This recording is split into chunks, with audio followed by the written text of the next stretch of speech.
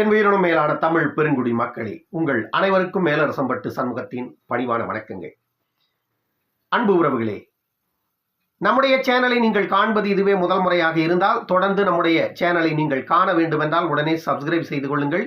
தொடர்ந்து நம்முடைய காணொலி பற்றின உங்களுடைய மேலான கருத்துக்களை கருத்துரை பகுதியிலே தவறாமல் பதிவு செய்யுங்கள். அன்பு உறவுகளே, அதே வேளையில் மேலரசம்பட்டு சண்முகம் யூடியூப் சேனல் 1,14,000 சப்ஸ்கிரைபர்களை கடந்து வெற்றிகரமாக இயங்கிக் கொண்டிருக்கிறது. இந்த வெற்றியில் தாங்களும் பங்கெடுத்துக் கொள்ள வேண்டும் என்றால் தங்களால் இயன்ற பொருளாதார உதவியை போன்பே மூலம் செய்யுமாறு தங்களை அன்போடு கேட்டுக்கொள்ளுகிறேன். வாருங்கள் அன்பு உறவுகளே, காணொலிக்குள் செல்லுவோம்.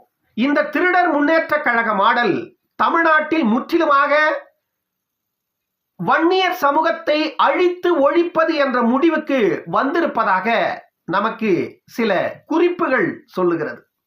மருத்துவர் ராமதாஸ் ஐயா அவர்கள் கடந்த 15 ஆண்டு காலமாக அனைத்து முதல்வர்களிடமும் இதுவரையில் 20 விழுக்காடு இடஒதுக்கீட்டில் வன்னியர்கள் பெற்ற டேட்டா எத்தனை விழுக்காடு என்று பலமுறை பல முதலமைச்சர்களிடம் கேள்வி எழுப்பினார். ஆனால் நேற்று தகவல் அறியும் உரிமை சட்டத்தின் கீழே ஒரு டேட்டாவை எடுத்ததாக தினத்தந்தியில ஒரு செய்தி வெளியாகி இருந்தது. மறவர் சங்கம் சார்பாக அந்த டேட்டா வெளியிடப்பட்டிருப்பதாக ஒரு தகவல். அந்த டேட்டா என்ன சொல்லுகிறது அப்படின்னா, தமிழ்நாட்டில் எம்பிசி இடஒதுக்கீட்டில் 10 விழுக்காட்டிற்கு மேலாக 19 விழுக்காடு வரை பெறுகிறார்கள். அப்படி என்று அந்த டேட்டா கூறுவதாக அந்த தகவல் நமக்கு கிடைக்குது. அதே வேளையில தமிழ்நாட்டில் இந்த திருட்டு திராவிட மாடலுக்கு கொத்தடிமையாக பணி செய்கின்ற இந்த திருட்டு கும்பல் ஒரு அயோக்கியத்தனமான செய்தியை சமூக ஊடகங்களில் வன்மம் நிறைந்த செய்தியாக வன்னியர்களுக்கு எதிராக மிகப்பெரிய ஒரு வன்மத்தை பரப்பிக் கொண்டிருக்கிறது. செய்தியாளர்கள் என்ற போர்வையில திமுகவின் கொத்தடிமைகளாக பணி செய்கின்ற இந்த கூலிப்படைகள் இந்த செய்தியை பரப்பிக் கொண்டிருக்கிறது. 10.5 விழுக்காடு வேண்டும் என்று மருத்துவர் ஐயா அவர்களும் டாக்டர் அன்புமணி அவர்களும் கேட்கிறார்கள். ஆனால் அது வன்னியர் மக்களுக்கு சாவு மணி அடித்து விடுமாம் அந்த 10.5 விழுக்காடு கொடுத்தால். ஏன்னா வன்னியர்கள் இப்பொழுது 20 விழுக்காட்டில் 19 விழுக்காடு வரை அனுபவிக்கிறார்களாம். அப்படி அனுபவிக்கின்ற வன்னியர்களை 10.5 விழுக்காட்டுக்கு உள்ள சுருக்கி வன்னியர்களின் வாழ்க்கையை முற்றிலுமாக சிதைக்கின்ற வேலையை மருத்துவர் ஐயா அவர்கள் செய்கிறார்னு ஒரு புறம்போக்கு பையன் பேசலாம் பொறுக்கி. நான் என்ன கேட்கிறேன், வன்னியர்கள் வந்துட்டு 19 விழுக்காட்டை அனுபவிக்கிறாங்கன்னு வச்சுக்கோங்க. 10.5 விழுக்காடு கொடுத்த போது இதே அரசாங்கம் 10.5 விழுக்காட்டை இம்ப்ளிமெண்ட் பண்ண போது தாராளமா நீங்க விட்டு கொடுத்துட்டு இருக்கலாம். இல்ல 19 விழுக்காட்டை அனுபவிக்கின்ற வன்னியர்களுக்கு 10.5 விழுக்காடோட போகட்டும், ஏன் 19 விழுக்காட்டை கொடுக்குறீங்க? நீங்க எதுக்கு நீதிமன்றம் ஓடோடி போனீங்க? எல்லாரும் 50 வழக்குக்கு மேல போட்டீங்க 10.5 விழுக்காட்டுக்கு எதிராக. எதுக்கு போட்டீங்க? அவங்க தான் வந்துட்டு எல்லாருடைய இடஒதுக்கீட்டையும் இத்தனை வருஷமா அனுபவிச்சிருந்திருக்காங்கல்ல வன்னியர்கள். அப்படி இருக்கும் பொழுது 10.5 விழுக்காட்டுக்குள்ள வன்னியர்களை சுருக்கிட்டீங்கல்ல, நீங்க கொடுத்துருங்க அத்தை. ஏன் நீங்க நீதிமன்றத்துக்கு போறீங்க? எவ்வளவு ஒரு அயோக்கியத்தனம்! வன்னியர்கள் எவ்வளவு ஏமாளிகளாக இருப்பதாக நீங்கள் எண்ணுகிறீர்கள்? இந்த வன்னியர் பெரும் சமூகத்திற்கு இன்னமும் இது புரியவே மாட்டேங்குது. திராவிட ஆட்சி வன்னியர்களுக்கு செய்கின்ற பச்சை துரோகம் இது. வன்னியர்கள் 10 விழுக்காட்டிலிருந்து 19 விழுக்காடு வரை அனுபவிக்கிறார்கள் என்று வைத்துக் கொண்டால், தமிழ்நாட்டில் அரசு துறை செயலாளர்கள் இருக்காங்கல்ல, குறைஞ்சது 60லிருந்து 70 பேருக்கு மேல இருக்காங்க அரசு துறை செயலாளர்கள், செக்ரட்டரிஸ். அப்படின்னா அதுல எத்தனை பேர் இருக்கணும் தெரியுமா வன்னியர்கள்? 20 விழுக்காட்டுல 10 விழுக்காட்டுக்கு மேல அதில் வன்னியர்கள் இருந்தா அதுல எத்தனை பேர் இருக்கணும் தெரியுமா? குறைந்தது 7 பேர் தான் இருக்கணும். என்ன ஒரு அயோக்கியத்தனம்! ஒருத்தர் கூட இல்லைங்க, ஒருத்தர் கூட இல்லைங்க. என்ன ஒரு அயோக்கியத்தனம்! இந்த குரூப் 1 குரூப் 2, இந்த குரூப் 1 குரூப் 2ல கலெக்டர் சப் கலெக்டர் உட்பட எல்லாருமே அதுக்குள்ளதான் வருவாங்க. உயர் பதவிகளில் இருக்கிறவங்க எல்லாம் குரூப் 1 தான் வருவாங்க. IAS IPS எல்லாமே கலெக்டர் சப் கலெக்டர் எல்லாம் குரூப் 1 கிடைக்கிறவங்க தான். இந்த கலெக்டர் சப் கலெக்டர்ல எத்தனை பேர் இருக்காங்க? சமீபத்தில் ஸ்டாலின் வந்துட்டு 95 பேருக்கு ஆணை வழங்கி இருக்கிறார். அந்த 95 பேர்ல 10 விழுக்காட்டில் வந்திருந்தா கூட குறைந்தது 10 பேர் இருந்திருக்கணும், குறைந்தது 9 பேர் இருந்திருக்கணும், இல்ல ஒரு 8 பேர் தான் இருந்திருக்கணும். ஆனா 5 பேருக்கு அந்த ஆணை கிடைத்திருக்கு. ஆனா நீங்க தகவல் அறியும் உரிமை சட்டத்துல இந்த டேட்டா கிடைச்சது, இதுல வந்துட்டு 10ல் இருந்து 19 விழுக்காடு வரைக்கும் வன்னியர்களே அனுபவிக்கிறாங்க இந்த 20 விழுக்காட்டுல அப்படின்னு சொல்றீங்க. நான் என்ன கேட்கறேன்னா, கேட்கறவன் கேனைன்னா எலி ஏரோப்ளைன் ஓட்டுதுன்னு சொன்னா நம்பிடுவான். கேட்கறவன் கேனைனா இருந்தா வன்னியர்கள் ஒன்றும் அவ்வளோ பெரிய அடி முட்டாளா இல்லை. ஏன்னா சாராயத்தை ஊத்தி ஊத்தி ஊத்தி ஊத்தி அவங்க மூளைகளை மழுங்கடிச்சு செய்ததுனால பல மக்கள் வந்துட்டு இன்றைக்கும் அந்த படிப்பறிவு கல்வி அறிவு இல்லாததுனால சிலருக்கு வந்துட்டு இது புரிய மாட்டேங்குது. நாம் 1000 முறை கத்தி கத்தி கத்தி கத்தி சொன்னாலும் புரிய மாட்டேங்குது. 20 விழுக்காடு இடஒதுக்கீட்டுல வன்னியர்கள் மட்டுமே 19 விழுக்காட்டை அனுபவிச்சா எம்பிசி கோட்டாவில் இன்றைக்கு 116 சமூகங்கள் இருக்கிறது. அந்த 116 சமூகங்களும் எந்த பலனுமே அனுபவிக்கலையா? எல்லா பலனையும் வன்னியர்கள் தான் அனுபவிச்சுட்டு இருக்காங்களா? அப்போ வன்னியர்கள் வந்துட்டு அவ்வளவு இடஒதுக்கீட்டு அனுபவிச்சா மு.க. ஸ்டாலினுடைய மச்சான் என்ன கேன கிறுக்கனா? 10.5 விழுக்காட்டை தானே எடப்பாடி வந்துட்டு வன்னியர்களுக்கு கொடுத்தாரு. 19 விழுக்காடு இடஒதுக்கீட்டை அனுபவிக்கின்ற வன்னியர்களுக்கு 10.5 தானே எடப்பாடி கொடுத்தாரு. எதுக்கு அவ்வளோ வேகமா போய் நீதிமன்றத்தில் வழக்க போடுறீங்க? அவ்வளோ பெரிய முட்டாளா ஸ்டாலினுடைய மச்சான்? யாரடா ஏமாத்துறீங்க?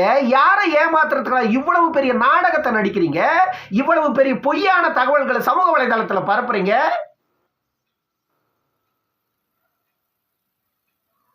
ராமதாஸ பார்த்தா உங்களுக்கு என்ன இழிச்சவாய மாதிரி தெரியுதா? வன்னியர்களை பார்த்தா உங்களுக்கு என்ன இழிச்சவாய மாதிரி தெரியுதா? மு.க. ஸ்டாலினுக்கு போய் கழிவு விடு, என்னன்னா பண்ணு, கொத்தடி மேயரு, நீங்க ஆண்டாண்டு காலமா அந்த பள்ளத்திலே விழுந்து கிடங்க. அது எங்களுக்கு அவசியம் இல்லை. சமூக நீதி என்று கேட்பது ஒரு தனிப்பட்ட சமூகத்திற்கு மட்டுமல்ல, இருக்கின்ற 100 விழுக்காட்டை விகிதாச்சார அடிப்படையில அனைத்து சமூகத்தின் மக்களுக்கும் இடஒதுக்கீட்டை பகிர்ந்தளிங்கன்னு கேட்கறதா சமூக நீதி. மருத்துவர் ஐயா அதைத்தான் கேட்கிறார் இன்று வரைக்கும். அதை பத்தி பேசுங்கடான்னா அவரு சத்திரியன்னு சொல்றாரு, அவரு சாதி வன்மத்தை தூண்டுறாரு, இளைஞர்களை எல்லாம் தூண்டி விடுறாரு, அவர் போராட்டத்துக்கு கூப்பிடுவாரு. உங்களுக்கான உரிமை கிடைக்கலன்னா நீங்க போராடுங்கப்பா, போராடினாதான் பெற முடியும். ஏன்னா நீங்க வந்துட்டு அதிகாரத்துல இல்ல, அதிகாரத்துல வந்துட்டு உங்களுக்கு எதிரானவர்கள் அதிகாரத்துல இருக்கிறாங்க. அதனால உங்களின் உரிமையை வந்துட்டு கேட்டா கொடுக்க மாட்டேன்றாங்க. அதனால வேற வழியே கிடையாது, நீங்க போராடி உங்க உரிமையை பெற்றுக்கொள்ளுங்கள் அப்படின்னு அந்த சமூகத்தின் மக்களுக்கு விழிப்புணர்வை ஏற்படுத்துகிறார். அது வந்துட்டு வன்முறை அல்ல, அது அவர்களின் உரிமைக்காக. அது வந்துட்டு வன்முறை அல்ல, அது அவர்களுடைய உரிமைக்காக அந்த மக்களுக்கு விழிப்புணர்வு ஏற்படுத்துவது. அவரே இல்லைன்னா அந்த மக்களுக்கு சொல்லிக் கொடுப்பதற்கு ஒரு நாதி உண்டாடா இந்த நாட்டில், இந்த மாநிலத்தில்? அவரே இல்லைன்னா இந்த மக்களுக்கு சொல்லிக் கொடுப்பதற்கு ஒரு நாதி உண்டா? அந்த மக்களை குடிக்க வைப்பதற்கு இங்க ஆள் இருக்கிறீங்க, அந்த மக்களின் உரிமைகளை பறிப்பதற்கு இங்க ஆள் இருக்கிறீங்க, அவர்களை ஏமாற்றுவதற்கு இங்க கூட்டங்கள் தயாராகி கொண்டிருக்கிறது. ஆனால் அவர்களுக்கு கிடைக்க வேண்டிய உரிமையை கொடுப்பதற்கு இத்தனை அயோக்கியத்தனம்! எவ்வளவு பெரிய வன்மத்தை பரப்புகிறீர்கள்! ஒரு புறம்போக்கு பொறுக்கி அவன் பேசுறான் உட்கார்ந்துக்கிட்டு. பத்திரிகையாளர்லாம் சொல்லாதீங்கடா, நீங்கெல்லாம் செய்தி சேனலை வச்சுக்கிட்டு நடத்துறது கேவலம்டா. சாதி சேனலை வச்சு நடத்துறீங்க. நீங்க செய்தி சேனல் வச்சு நடத்தல, சாதி சேனல் வச்சு நடத்துறீங்க. சாமானிய மனிதன் வந்துட்டு தனக்கான உரிமை வேண்டும் என்றா எப்படி கேட்கணும்? எத்தனை நாட்களுக்கு கேட்கணும்? எத்தனை ஆண்டுகளுக்கு கேட்கணும்? ஒரு நாள் கேட்டாச்சு, ஒரு மாதம் கேட்டாச்சு, ஒரு வருடம் கேட்டாச்சு, 10 ஆண்டுகள் கேட்டாச்சு, 40 ஆண்டுகள் கேட்டாச்சு. 40 ஆண்டுகள்ல பல முதலமைச்சர்கள் வந்து போயாச்சு. ஆனா இன்றைக்கு வரைக்கும் அந்த மக்களுக்கான உரிமை கிடைக்கல. ஆனா அந்த மக்களுக்கான உரிமையை கேட்டா அந்த மக்களையே தூண்டிவிட்டு யார் அந்த மக்களுக்கான உரிமையை கேட்கிறார்களோ அவருக்கு எதிராகவே அந்த மக்களை திருப்பி விட்டு ஒரு பெரிய நாடகத்தை நடத்துகிறது இங்க ஆளுகின்ற அதிகார வர்க்கம். எங்கிருந்தோ வந்தவர் எல்லாம் ஆட்சி செய்யறான்னு சொன்னார் ராமதாஸ். ஆமா சொன்னாரு, சொல்லுவாரு. என்ன உண்மைதானே அது? பொய்யா சொன்னார் அவரு? 10,000 பேரு கூட இல்லாத ஒரு சமூகம் நாட்டை ஆளுதுன்னு சொன்னார். ஆமா உண்மைதானே அது? பொய்யா சொன்னார் அவரு? அத பெரிய விஷயமா எடுத்துட்டு தண்டோரா போடுறீங்க, கூப்பாடு போடுறீங்க, கத்துறீங்க, ஐயோ குய்யோட கத்துறீங்க. உண்மைதானடா, உண்மையை சொன்னாரு. தமிழ்நாட்டில் இருக்கின்ற ஒரு பெரும்பான்மை சமூகத்தின் மக்களுக்கு உண்மையை சொல்றாரு. நீங்க இவ்வளவு பேர் இருக்கிறீங்க இந்த மாநிலத்துல. ஆனா இந்த மாநிலத்தின் அதிகாரத்துக்கு உங்களால வர முடியல.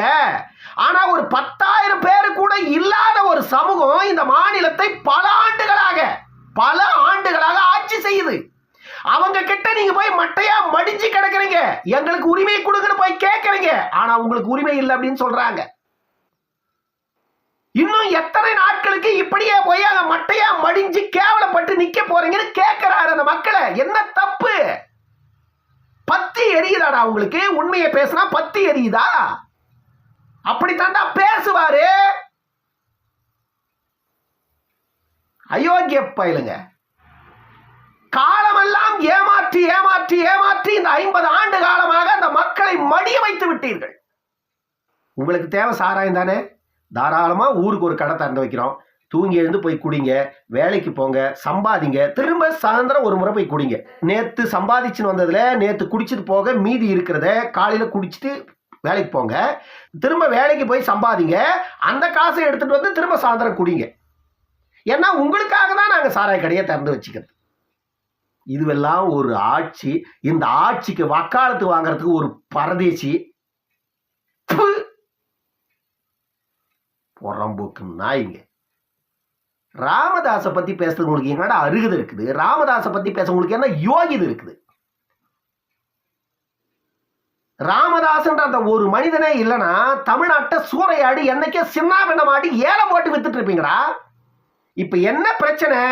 மருத்துவர் ஐயா வந்துட்டு 2026ல இந்த திராவிட கட்சிகளுக்கு எதிராக களமாட போறாருன்ற விஷயம் உங்களுக்கு தெரிஞ்சு போச்சு.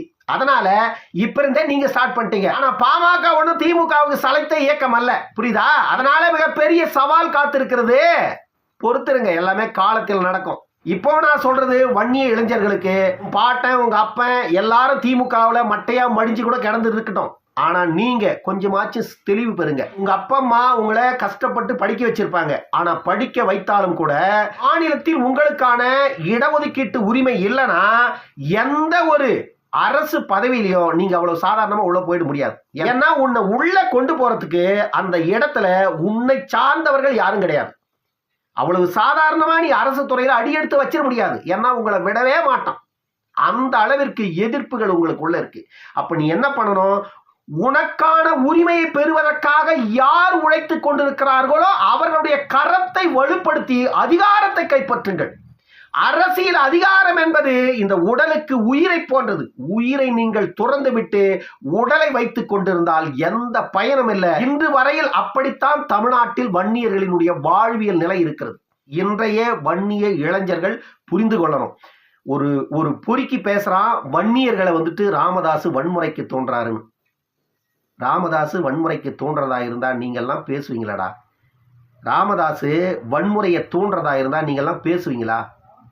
நான் தான் ஏற்கனவே பல காணொளிகளில் பேசியிருக்கிறேன். டாக்டர் அன்புமணி அவர்கள் இன்று இருக்கின்ற இளைய தலைமுறைகளை கோழி தன் குஞ்சுகளை அடை காப்பது போல எந்த சிறு பிரச்சனைகளும் சிக்காதவாறு அந்த இளைஞர்களை அடைகாத்து வழி நடத்துகிறார். நீங்க வந்துட்டு இப்ப அந்த இளைஞர்களை வன்முறைக்கு தூண்டுறீங்க. எதுக்குன்னா 2026 தேர்தலுக்கு முன்பே அந்த இளைஞர்களை ஒரு வன்முறைக்கு தூண்டி பாட்டாளி மக்கள் கட்சியின் மீது மிகப்பெரிய ஒரு அவதூறை பரப்பி விடலாம் தேர்தலுக்கு முன்பே. ஏன்னா தேர்தல்ல மீண்டும் திமுகவை ஆட்சிக்கு கொண்டு வந்துடலாம் அப்படின்னு கனவு காண்றீங்க. பலிக்காது. இப்போ சொல்றேன், திமுக இந்த முறை ஆட்சியை விட்டு வெளியே போச்சுன்னா திமுகனுடைய பேஸ் மட்டும் டமாலேஷன் ஆகி போச்சுன்னு அர்த்தம். இன்னொரு காணொலியில் சந்திக்கும் வரை உங்களிடமிருந்து விடைபெற்றுக் கொள்வது மேலரசம்பட்டு சண்முகம். நன்றி, வணக்கம் அன்பு உறவுகளே.